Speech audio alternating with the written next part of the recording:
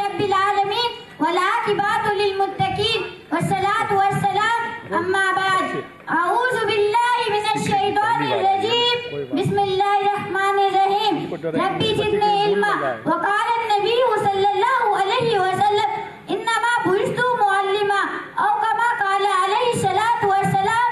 इल्म वो दौलत है जो कभी लुटती नहीं, इल्म वो दौलत है जो कभी लुटती नहीं, खर्च करने से कभी घटती नहीं। मुहतरम जनाब सदर साहब, अस्सलामु अलैकुम व रहमतुल्लाहि व बरकातुहू। आज मेरी तकरीर का उन्वान है इल्म की अहमियत, इल्म इंसान की अक्ल व शऊर व तरबियत, जिसकी बदौलत वो अपने आमाल, किरदार और तर्ज अमाल की ऐसी तस्कीर करने में कामयाब हो जाए जिससे अल्लाह ताला की मारिफत हासिल हो। और इल्म ही की बदौलत इंसान अच्छाई और बुराई में फर्क करता है, और इल्म ही की बदौलत इंसान को बुलंद मर्तबा और मकाम हासिल होता है। चुनांचे रसूलुल्लाह सल्लल्लाहु अलैहि वसल्लम पर पहली वही नाजिल हुई, इसमें अल्लाह ताला ने इंसान को इल्म के हुसूल की तरगीब दी। अल्लाह ताला का इरशाद है, इक़रा बिस्मि रब्बिकल लज़ी खलक़, खलक़ल इंसान मिन अलक़, इक़रा रब्बुकल अकरम अल्लज़ी अल्लमा बिल कलम, अल्लमल इंसान मा लम यअलम।